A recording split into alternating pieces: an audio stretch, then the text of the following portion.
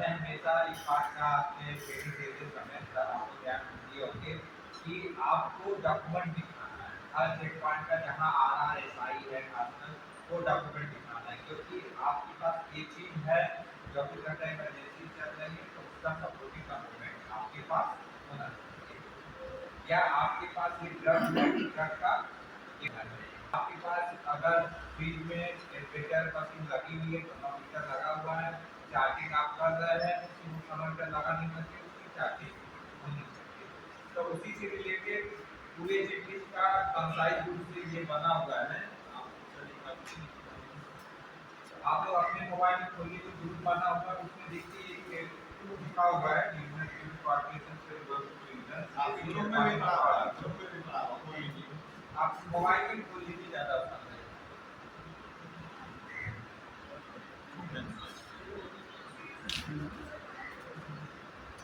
सबका खुल गया। ये आप थोड़ा सा कंसंट्रेट होकर समझ लेंगे ना तो आपको डॉक्यूमेंट बनाने में जो आपका डॉक्यूमेंट की लैंग्वेज है तो बहुत ध्यान से समझिए, बहुत ध्यान से आपके लिए आसान हो जाएगा।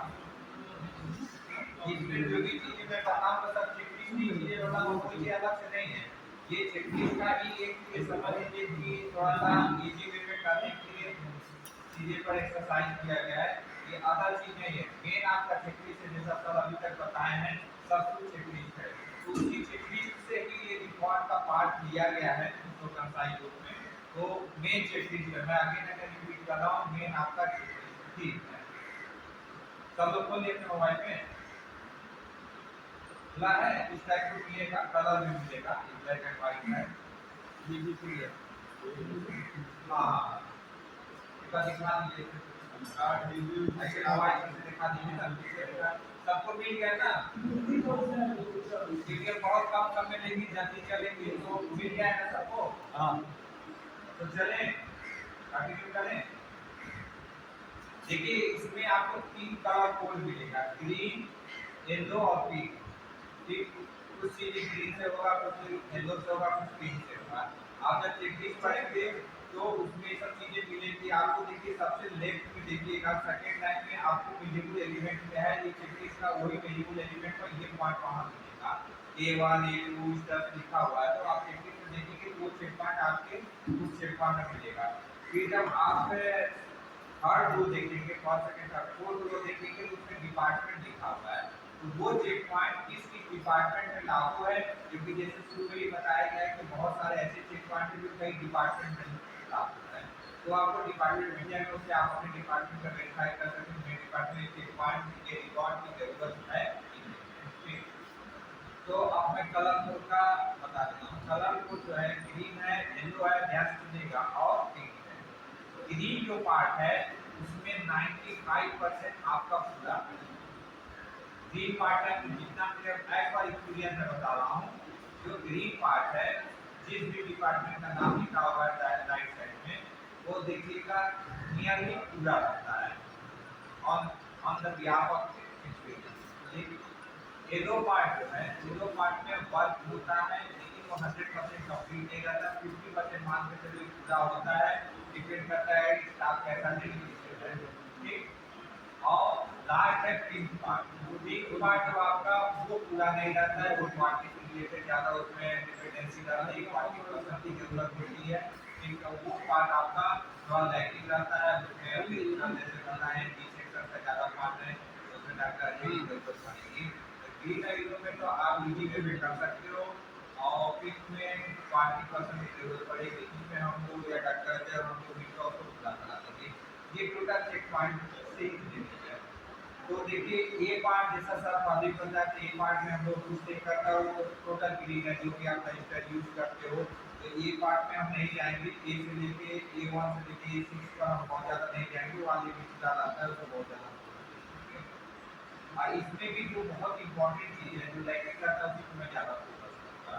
इसमें देखिए B4.1 इसमें कंसेंट। देखिए कंसेंट कहाँ लेना है, emergency procedure, HIV testing, ICD insertion, abortion, delivery, any admission of IPD, biopsy lab में प्रोसीजर है, इन्हीं प्रोसीजर करते हैं, इन्हीं सर्जरी, एनेस्थीसिया, और हम F फॉर यूएसजी अगर यूएसजी है। ठीक, उसके बगल में डिपार्टमेंट लिखा गया है। तो इन सब जगह कंसर्न लेना है। ये B4.1 अपने चेकलिस्ट में देखिए, आपके लिए आपके अलग-अलग डिपार्टमेंट देखेगा। B4.1 देखिए अपने चेकलिस्ट में खोलिए B4.1 खोलिए, इसमें टैली लगी। टैली के लिए तो आपको आसान हो जाएगा। B4.1 चेकलिस्ट खोलिए वाली।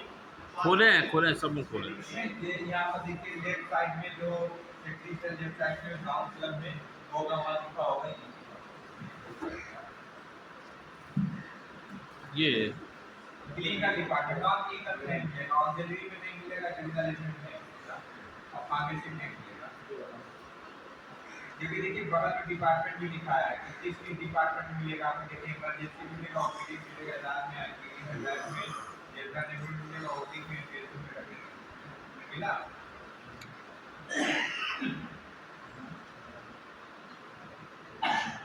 या आप लैब में देखिए, लैब का चेकलिस्ट है, चेकलिस्ट है आपका लैब का, ये चेकलिस्ट है। ये नहीं लैब वाली चेकलिस्ट। उसी में ऊपर चेकलिस्ट भी है ग्रुप में। चेकलिस्ट वो वाली चेकलिस्ट, ये वाली मतलब वो वहाँ मिलेगा। ये उस वाली चेकलिस्ट में टैली करेगी। फिर आप आइए नेक्स्ट, समझ गए ना कंसर्न के वीजा में कंसर्न से रिलेटेड चेक पॉइंट्स हैं। अगर इसमें आप कंप्लायंस चेक कर लेते हैं तो आप खुद कंप्लायंस ले सकते हैं। नेक्स्ट बहुत इंपॉर्टेंट है 3.5 विवाद डिटेल सर्विस में शिकायत पेटिका किस डिपार्टमेंट में जरूरत है, उससे रिलेटेड कोई चीज आपका शिकायत होता है, शिकायत से रिलेटेड उसका एक प्रोसीजर है, तो आपका 3.5 मिलेगा। नेक्स्ट C1 फैसिलिटी लेआउट, इसमें बहुत कुछ नहीं करना है। सर के पास रहता है, ये अपने इंजीनियर साहब से लेकर इसको C1 कंप्लीट करेंगे सभी डिपार्टमेंट के लिए आपको साथ। फिर देखिए C2 में सर का ही वर्क आता है, power audit, electrical installation audit, ये सब सर से रिलेटेड है C2 में और D4.1 में लगे। फिर आइए देखिए छोटा सा C3.1 टू C3.5 सभी डिपार्टमेंट में मैं आपके काम को बहुत इजी कर दे रहा हूँ। आप बस थोड़ा ध्यान दीजिएगा। C3.1 से C3.5 4-5 चेक पार्ट है, ये 4 घंटे। इसमें आपको करना है छोटी सी चीज करना है। आपके बीपीएमओ के पास HR का पूरा डिटेल आता है, ठीक, उसकी फोटो कापी आप अपने पास करना है। बस आपका डिपार्टमेंट कैसा डिटेल पूरा हो जाएगा। ये आपके पास क्या है फिर C3.1 से C3.5 की चेकलिस्ट पे 4 चेक, ये सभी चेकलिस्ट है। फिर आइए 12 नंबर पर, जिसमें ट्रेनिंग से रिलेटेड चीजें हैं। ये कई चेक पॉइंट्स है आपके हर डिपार्टमेंट के, देखिए 9 से चेक पॉइंट लिखे गए हैं। इसमें आपको देखिए क्या करना है, बहुत इजी से समझ लीजिए। क्या सकते ये आपका बहुत इंपॉर्टेंट है। आपके कितने चेक पॉइंट 12 नंबर पर है, सारे डिपार्टमेंट में है। ट्रेनिंग में क्या करना है, बीपीएमओ स्टाफ जो है वो भी ध्यान से सुनिए। एक आदमी को डेजिग्नेट करना है, ठीक, वो एक ट्रेनिंग लेक्चर जो कि आपको ट्रेनिंग देते हैं। आज का भी ट्रेनिंग का आप साइन करवा दीजिएगा। ट्रेनिंग का डिटेल उसके पास हो, प्लस जिस स्टाफ की जो भी ट्रेनिंग हुई है अपना एक detail format Ajay ji share कर देंगे, उसमें अपना सारा ट्रेनिंग डिटेल लिख देंगे। सर्टिफिकेट मिला हो ना मिला हो वो मैटर नहीं है कि आपको सर्टिफिकेट मिला है ट्रेनिंग का, नहीं मिला है। मिला है तो उसका फोटो कॉपी करना उस फॉर्मेट के साथ स्टेपलर करके उनके पास दे देना है। तो ये दो चीजें आपको करना है। बाकी कंप्यूटर असिस्टेंट प्रोजेक्ट कर लेंगे। आपको ट्रेनिंग डिटेल का जो रजिस्टर है आज के लिए बस साइन करवा लेना है। जो भी ट्रेनिंग हुई है उसको आप क्लियर कर लीजिएगा। प्लस हर स्टाफ की कहीं ना कहीं ट्रेनिंग होती है, कहीं भी लेवल पर, अगर डिपार्टमेंट का, कहीं आपके मंडल लेवल पर, कहीं डॉक्यूमेंट सब क्योंकि कई जगह आप लोगों की ट्रेनिंग का डिटेल मांगा गया है। तो जो भी ट्रेनिंग है आपको एक फॉर्मेट पर दे देंगे जी, उसमें आप लिख दीजिएगा सारा ट्रेनिंग फॉर्मेट का दबा दीजिएगा और उसमें जहाँ सर्टिफिकेट मिला है उसमें टिक कर दिया और सर्टिफिकेट का फोटो कॉपी कराकर उस फॉर्म के साथ अटैच करके आप डॉक्टर जी मतलब जो भी उसको डिटेल कीजिएगा वहाँ पर इकट्ठा कर लीजिए। तो ये इससे रिलेटेड कितने चेक पॉइंट्स हैं, इसको आपको सीरियसली कंप्लीट करना है। इससे काफी चेक पॉइंट्स। फिर आता है इन्वेंट्री मैनेजमेंट। इन्वेंट्री मैनेजमेंट जो आपको दवा का निपुण लेते हो उसको कैसे खारिज करते हो, कैसे देते हो, कैसा बैलेंस बनता है, उसको प्रॉपर पे ही हवा होने के 10 दे दे 4 खा दे, तो वो आपके डॉक्यूमेंट में लिखना चाहिए, रजिस्टर में लिखना चाहिए। फार्मेसी हिसाब से समझ लीजिए कैसे उसको किया जाता है। हर डिपार्टमेंट को भी आइटम मिलता है। इससे रिलेटेड भी कई चेक पॉइंट्स हैं। एक स्तर से आप सब लोकल कर इनके फार्मासिस्ट को एक इंडियन डे डिसाइड करें, हर आदमी घर इनके पास ना हो। लेबर रूम को जैसे दवा देने का डे दे, तो वो है कि प्रत्येक दूसरा मंगलवार चौथा मंगलवार। वो पीडी की डिस्पेंसरी को दवा देंगे आप वीकली करिए, इमरजेंसी को आप 15 दिन करिए, आईपीडी को आप महीने में एक बार देंगे दवा। ऐसा जब तक डे नहीं डिसाइड करेंगे तब तक आपके पास रोज एक एंट्री मारने के लोग पड़ेंगे, आप अपना काम नहीं कर पा रहे हैं ना जिनका काम पूरा होगा। कुछ ऐसा कर लीजिए। डिपार्टमेंट वाइज आप लोग को अपना स्टोर रखना है ना दवाइयाँ, लेबर लोग का अलग रखना है, लैब का अलग रखना है, तो भी है अपने डिपार्टमेंट वाइज आप लोग का पूरा स्टॉक मेंटेन होना चाहिए। नेक्स्ट आइए, बहुत इंपॉर्टेंट 14 नंबर पर C4.3 और D2.4 PD activity labour room lab availability आपके बगल में डिपार्टमेंट लिखा हुआ है। इमरजेंसी ड्रग पे आप लैब में सुन लीजिए, आपके पास भी इमरजेंसी ड्रग पे होना चाहिए। आपके C4.3 और D2.4, C4.3 में इमरजेंसी ड्रग जाना चाहिए और D2.4 में लिखा हुआ है कि उस ड्रग का एक्सपायरी डेट नहीं सकता। ये दो चेक पॉइंट हर डिपार्टमेंट में कहीं कहीं टेक्निकल डिपार्टमेंट सभी जगह मिलेंगे और उस डिपार्टमेंट में इमरजेंसी ड्रग पे रहना चाहिए, ये साथ में लिखा हुआ है। मतलब एक साथ मैं आपको पूरी टेक्निक का ट्रेनिंग दे दे रहा हूँ, कहाँ कहाँ रिकॉर्ड की जरूरत होगा एक साथ आपको क्लियर कर देगा। नेट C5 है स्टॉक रजिस्टर, वो आपके पास मेंटेन रहता है। D1 और D3.2 में AMC CMC आपको कुछ नहीं करना है, जैसा सर बताए हैं। D सेक्शन में वो आपका एग्रीमेंट होता है सबके पास, तो आपको कुछ नहीं करना है। इधर D1.3 ऑपरेटिंग इंस्ट्रक्शन बुकलेट, जहाँ भी मशीन रखी गई है हर मशीन के साथ एक बुकलेट आता होगा, आपको ध्यान देंगे मोबाइल का छोटी सी बुक आती है ना, उस बुक को संभाल कर रखना है। अगर हो गया है तो आपको गूगल से डाउनलोड कर लेना है और अपने मशीन के साथ अपने अपने डिपार्टमेंट फाइल में रख लेना है। उसमें ये रहता है कि छोटी मोटी अगर गड़बड़ी आती है मशीन को कैसे ठीक करना है, ये आपके D1.3 में हो जाएगा। D2.1 में इंडियन बुक, तो आप आपकी वही सब चीजें इंडियन बुक आपके सारे डिपार्टमेंट मिल जाएंगे, इमरजेंसी में छोड़ के इंडियन आप जो भी करते हो अपने डिपार्टमेंट के लिए इसी से कंटिन्यू करते हैं। फार्मासिस्ट के लिए, फार्मासिस्ट के लिए आप जो भी लोकल परचेज करते हो उसका बिल वाउचर आपके पास होना चाहिए। D2.2 में आपको मिलेगा, आप फार्मेसी का देखिए D2.2 लोकल परचेज का डिटेल आपको। D2.4 near expiry, near expiry register आपके डिपार्टमेंट जो भी दवा मेडिसिन मिल रही है उसकी नियर एक्सपायरी का रजिस्टर होना चाहिए कि जो दवा दी गई है 3 महीने के अंदर का एक्सपायरी है, तो आपको मेंशन होना चाहिए उसको प्रॉपर में उसको लैब में क्या होना चाहिए, नियर एक्सपायरी डेट दिए है ना। मतलब ये हर जगह बना होना चाहिए। D21 में जाएंगे D2.7 टेम्परेचर चार्टिंग बहुत इंपॉर्टेंट है, इसमें भी मैंने कंडीशन लगी है अपनी स्टेट के ज़्यादा इंपॉर्टेंट है। आपका जहाँ भी फ्रीज है उसमें टेम्परेचर थर्मामीटर रहेगा, उसका चार्टिंग होना चाहिए कम से कम पर डे 3 चार्टिंग होना चाहिए 8 आवर और नाइट का 12 आवर।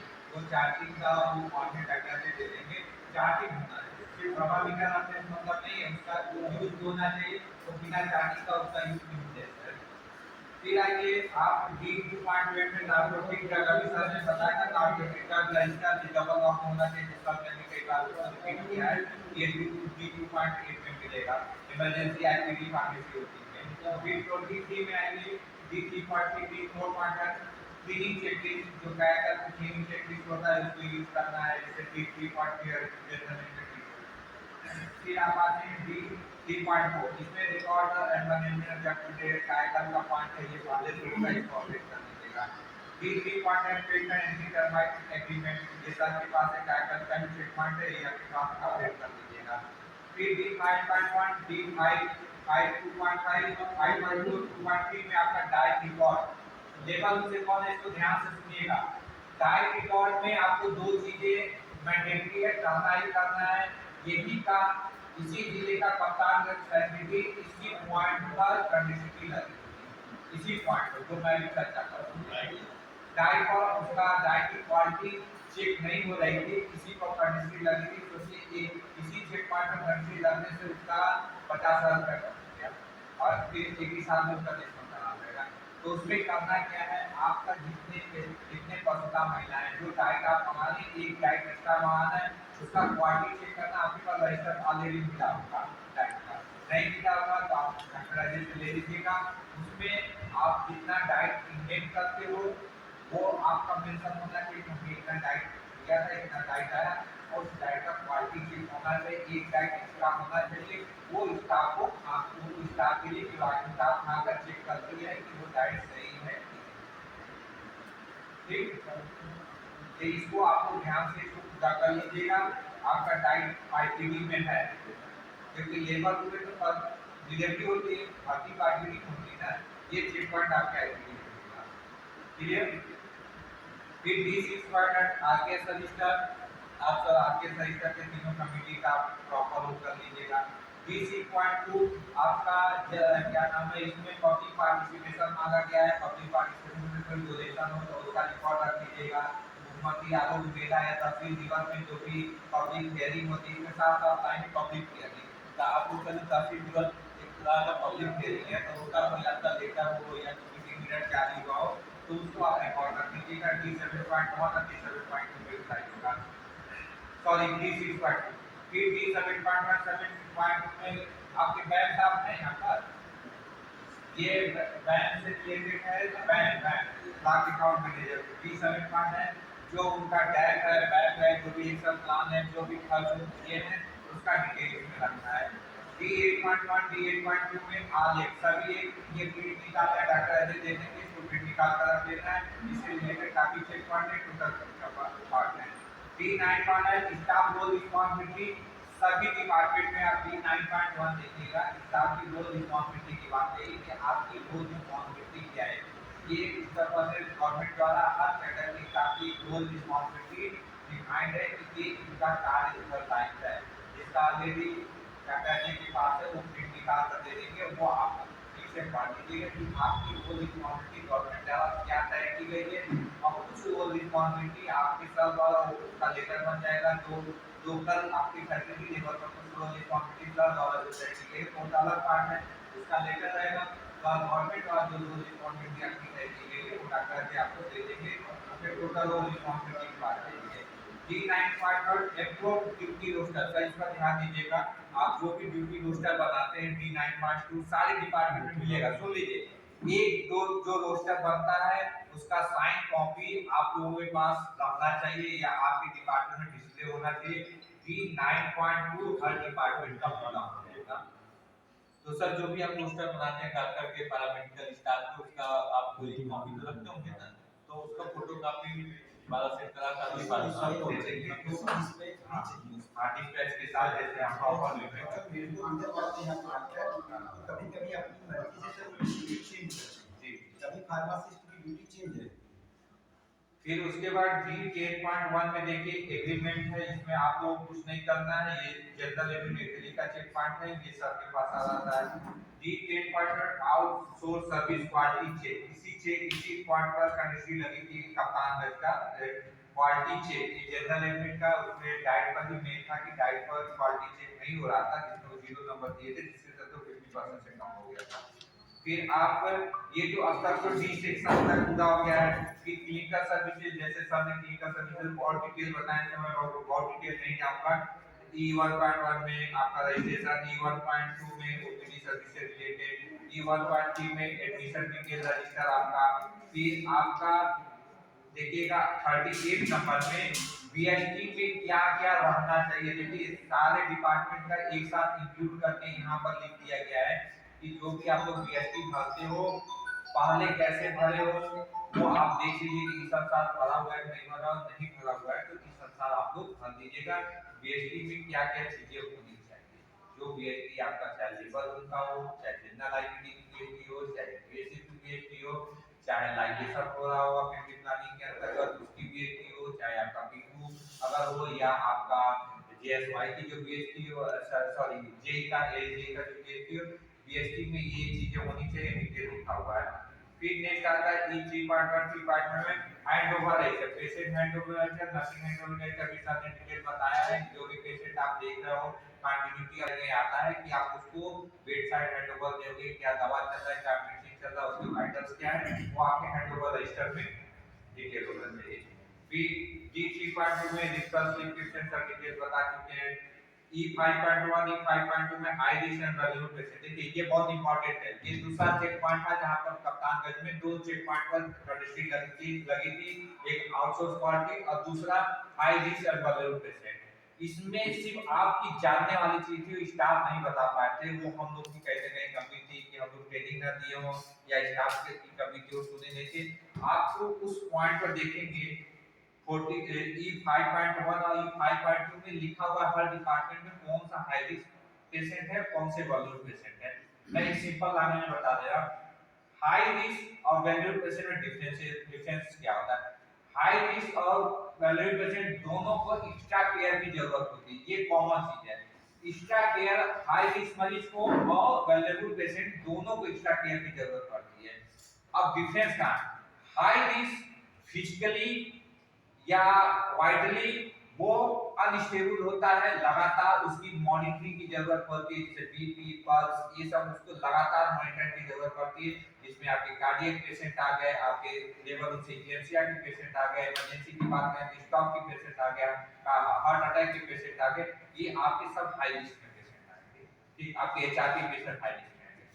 वल्नरेबल पेशेंट वो होते हैं जो वाइटस तो उनका करीब स्टेबल रहता है, लेकिन उनको एक्स्ट्रा केयर की जरूरत पड़ती है क्योंकि वो लवारिस होते हैं या छोटे बच्चे गिरने का उनका डर रहता है या मेंटली अनस्टेबल पेशेंट होते हैं जिनको भागने का ये सब चीजें का वो रहता है, तो उनको एक्स्ट्रा केयर दोनों में जरूरत पड़ता है। हाई रिस्क में वाइटल को भी मॉनिटर करना पड़ता है एक्स्ट्रा केयर में, यहाँ पर पेशेंट को प्रॉपर मॉनिटर करना पड़ता है क्योंकि लावारिस पेशेंट है या लावारिस महिला आके डिलीवरी के लिए, लावारिस बच्चा कोई छोड़कर चला गया या कोई सड़क पर गिरा हुआ कोई अल्कोहलिक आ गया, वो आपके इमरजेंसी में कोई लाकर पहुंचा दिया, तो एट ए टाइम तो लावारिस है, फिर उसका फाइंड आउट आप लोग करेंगे तो उसे आपको एक्स्ट्रा केयर की जरूरत है। They are the vulnerable patient. ID से वल्नरेबल में क्लियर हो गया ना। तो ये आपके हर डिपार्टमेंट में लिखा हुआ है कौन सा उस डिपार्टमेंट का हाई रिस्क पेशेंट है, कौन उस डिपार्टमेंट में वल्नरेबल है, उसको आपको ध्यान से पढ़ लीजिएगा। E5.1 और E5.2। फिर E6.2 में एसटीजी। ये देखिए एसटीजी की बुक सर हर डिपार्टमेंट में क्लिनिकल डिपार्टमेंट में बुक होती है, एसटीजी की स्टैंडर्ड ट्रीटमेंट गाइडलाइन वो प्रोवाइड करा देंगे और उसको आपको डॉक्टर लोग या स्टाफ देख लेंगे। E7.1 हाई अलर्ट मेडिसिन, अभी सर ने बताया हाई अलर्ट मेडिसिन का लिस्ट डॉक्टर जी द्वारा दे दिया जाएगा। हाई अलर्ट मेडिसिन का मैक्सिमम डोज और मिनिमम डोज आप लोगों को स्टाफ को आइडिया होना चाहिए कि उस दवा का मैक्सिमम डोज और मिनिमम डोज क्या है, ताकि वो पेशेंट को गलत डोज ना लगे जिससे उसकी लाइफ थ्रेटनिंग ना हो। फिर E7.3 एडवर्स रिएक्शन रजिस्टर, ये तो रजिस्टर वो इंग्लिश वाला रजिस्टर है, कुछ रजिस्टर ऐसे होते हैं कि दीदी स्टाफ लिखते हैं कोई रिएक्शन नहीं हुआ 3 दिन का के ये रजिस्टर बनाना है। एडवर्स ड्रग रिएक्शन आपके अगर डिपार्टमेंट कोई ड्रग का रिएक्शन होता है तो वो रजिस्टर में मेंटेन होता है। E10.3 डिजास्टर कमेटी, ये डॉक्टर जी द्वारा कमेटी बना दिया जाएगा, वो आप लोग फॉलो करेंगे। फिर E10.4 आप लोग को एक स्टाफ डेडिकेट होना पड़ेगा कि एम्बुलेंस का सारा डिटेल आपके पास इमरजेंसी में रहना चाहिए। E10.4 एम्बुलेंस रिलेटेड उनके पास जो उनका बुक है इनका आउट का प्लस उनका जो इंस्ट्रूमेंट है उसका प्रॉपर चेकिंग प्रॉपर हो रहा है कि इसका मॉनिटर करेंगे। ये इमरजेंसी जो भी देख रहा है इमरजेंसी बेसिस पॉइंट है प्लस बेसिस में ये डिपार्टमेंट मेडिकल ये प्रॉपर होता है, इसमें कुछ करना नहीं। E11.1 अल्ट्रासाउंड एक्सरे डिफिनेशन ये आपका होता है। E11.2 क्रिटिकल वैल्यू हर डिपार्टमेंट में होना चाहिए, जो भी लैब की क्रिटिकल वैल्यू है, एनबीएसयू का अलग से क्रिटिकल वैल्यू होता है, बाकी ग्रेडर का अलग से क्रिटिकल वैल्यू होता है, ये आपके E11.2 में मिलेगा जो कि आपको रखना है।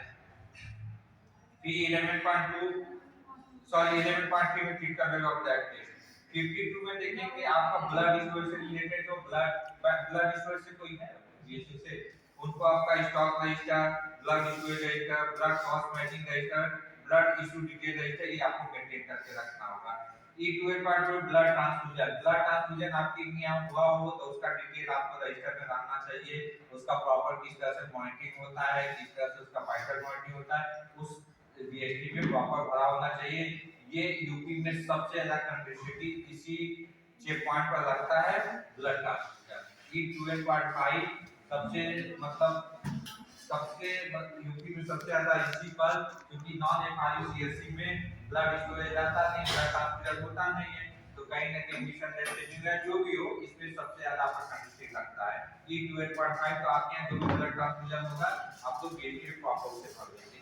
E12.5 सिर्फ any major minor reaction reported होगा, आपका जो भी आप ये क्या नाम है आईडेंटिटी की जो प्रोटीन करते हैं इससे रिलेटेड है। E13.1 टू 13.3 एनेस्थीसिया डिटेल आपकी यहाँ जो भी सर्जरी होती है या सिजेरियन होता है एनेस्थीसिया नोट से रिलेटेड डिस्चार्ज हो। E4.1 टू 4.3 सर्जरी नोट से रिलेटेड है, सर्जन का काम है। E15.1 टू 15.3 डेथ नोट अभी सर ने डिटेल बताया है, डिस्चार्ज के बाद डेथ नोट प्रॉपर होना चाहिए आपके यहाँ कोई डेथ होता है। E16.1 complete fit MCP card, आप लोग ध्यान दीजिएगा एमसीपी कार्ड आपके ओपीडी लेबर रूम और आईपीडी में जरूरत होगा, एक कंप्लीट फिट एमसीपी कार्ड आप डेमोंस्ट्रेट करने के लिए रखे रहेंगे, और उससे अगर एनएम सिस्टर नहीं भर रही होगी तो उसे आप प्रॉपर बता दीजिए कैसे एमसीपी कार्ड भरना है। फिर आपका एनसी से रिलेटेड एनसी रजिस्टर प्रॉपर होना चाहिए, पीएनसी रजिस्टर होना चाहिए, पीएनसी पोस्ट नेटल केयर आपका डिलीवरी का जो रजिस्टर प्रॉपर में हर कॉलम भरा होना चाहिए, हर चेक पॉइंट के हर कॉलम में समझ लीजिए चेक पॉइंट्स हैं। जो आपका एएनसी रजिस्टर है या पीएनसी रजिस्टर है या डिलीवरी रजिस्टर है उसमें जितने कॉलम हैं हर कॉलम कहीं ना कहीं किसी न किसी चेक पॉइंट को डिनोट कर रहा है, तो आप हर कॉलम प्रॉपर भरना शुरू कर दीजिए, पिछला भी सही कर दीजिए लेकिन इधर से तो भरना शुरू कर दीजिए।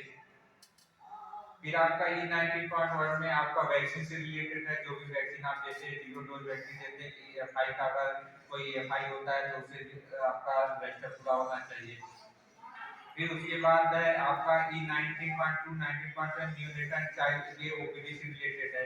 फिर E20.1 में सारे एनएचपी प्रोग्राम में एनएचपी के जितने लोग हैं ये सब इसको अपना देखेंगे, उनका अपना डिटेल रजिस्टर होना चाहिए। आपको 78 तक आपका टोटल एनएचपी प्रोग्राम से रिलेटेड है, जितना देखा है प्रोग्राम में, चाहे आपका एड्स से है कंट्रोल, चाहे बीएसके है, चाहे कोसीएच है।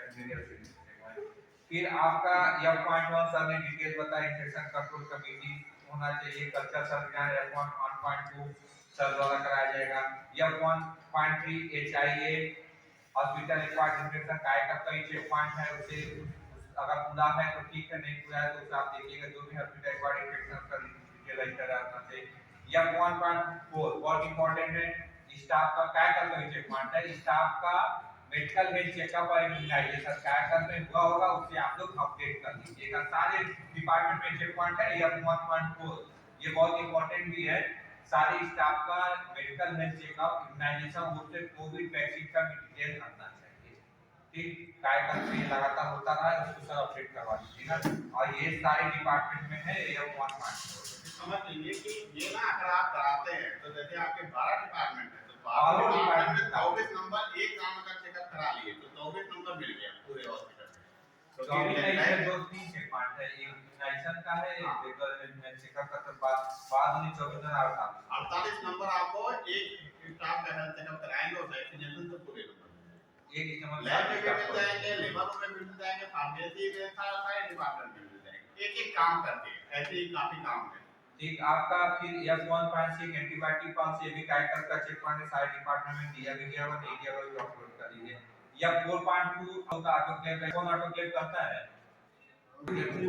हाँ तो उसको आप फिर या फिर स्टेरिलाइजेशन आप लोग प्रोसीजर है, जो स्टेरिलाइज कैसे करते हो उसका और रजिस्टर होना चाहिए डेट सामग्री के लिए।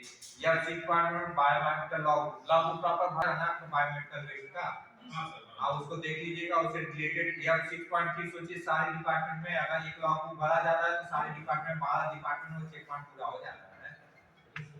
देख लीजिए सर, एक एक काम करने पे सारे डिपार्टमेंट में नंबर मिल रहे हैं। फिर G1.1 अभी सर सर हर काम को बहुत संजीदगी से करना है। ये मैं इसीलिए बनाया कि आप कंपाइल रूप से एक साथ बैठ कर भी बहुत सारी चीजें आप पूरा कर सकते हो। आप G1.2 में अभी सर ने बात किया है, पार्टी आपकी बनी हुई है, आपको आप लोगों को वो क्या नाम है पार्टी सर्किल बनाना होगा। G2.1 में पीएसएस का भी सर ने बात किया हुआ, उस हिसाब से आपको पूरा करना है, प्लस एम्प्लॉय सेटिस्फेक्शन सर्वे उसका फॉर्म है द्वारा दिया जाएगा, वो भी सर्वे होना चाहिए, वो आप पूरा कर दीजिएगा।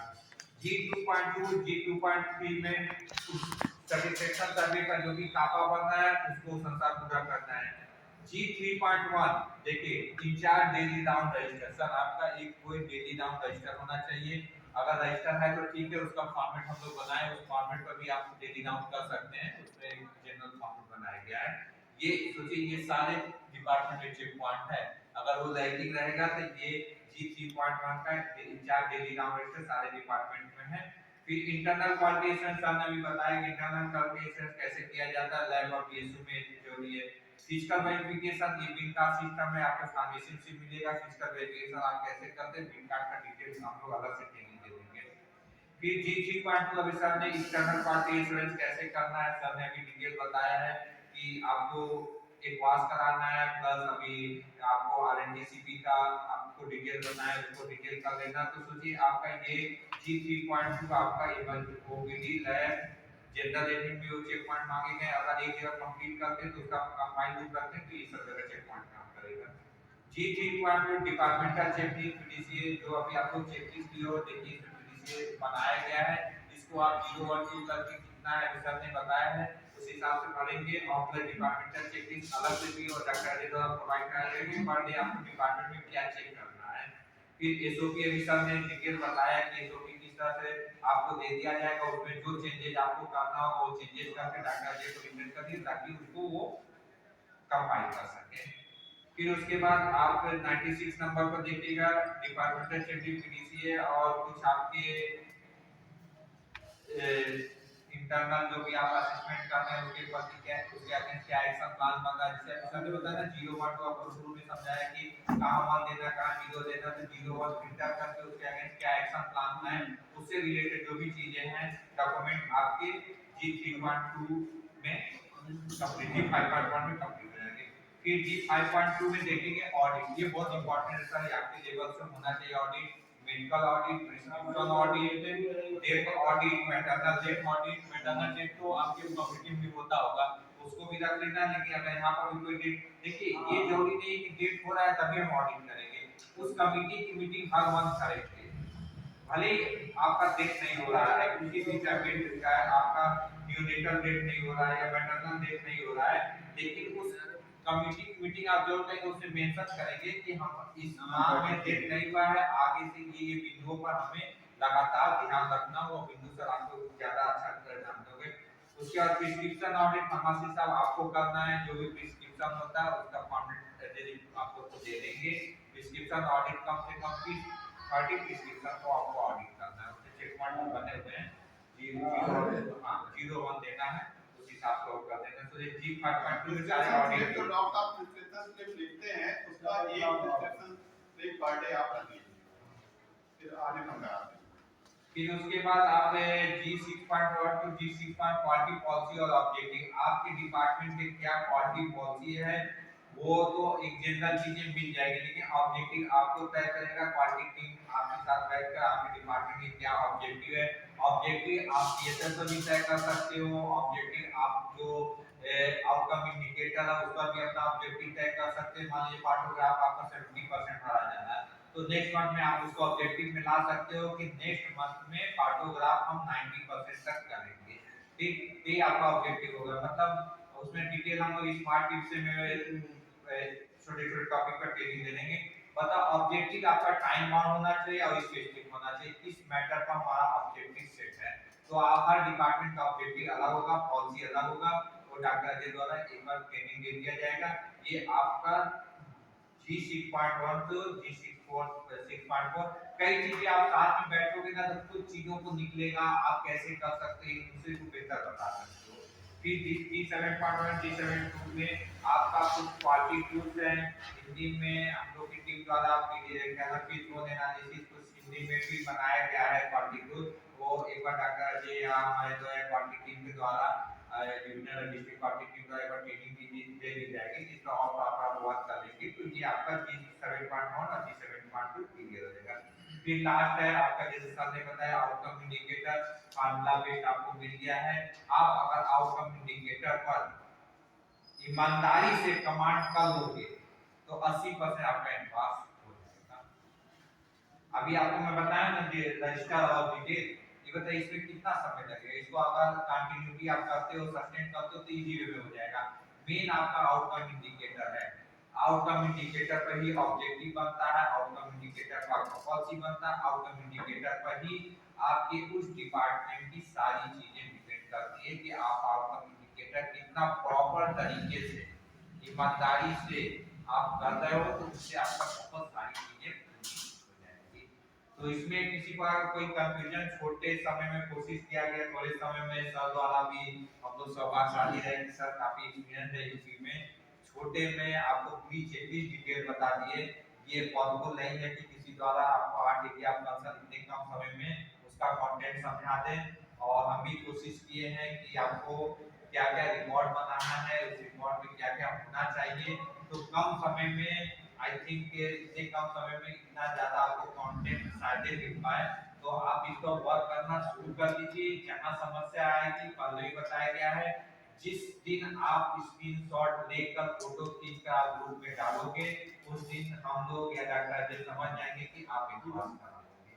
ठीक, दो ही लोग नहीं डालेंगे, एक वो लोग जिनको सब आता है, दूसरे वो लोग जिनको कुछ नहीं आता है और न सीखना चाहते हैं। तो सब आने वाले कैटेगरी में कोई नहीं है, हम लोग को तो नहीं है, पार्टी का कोई अंत नहीं है, सबको किसी को नहीं आता है। हम लोग जितना पढ़ाने हम लोग भी उसमें कहीं ना कहीं चीजें नहीं आती है, वो तो कोई नहीं आ सकता।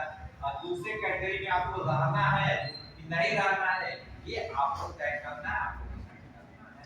तो ये मेरे तरफ से सर भी इतना इंटरेस्टेड है, तो आप लोग कोशिश कीजिएगा, ये इजी में हो जाएगा। बहुत कठिन नहीं है, आसान भी नहीं है, कठिन भी नहीं है, टोटल डेडिकेशन पर डिपेंड है। आप डेडिकेटेड है तो बहुत आसान है, नॉन डेडिकेटेड है, डेडिकेटेड नहीं है बहुत कठिन है, फिर कर लो।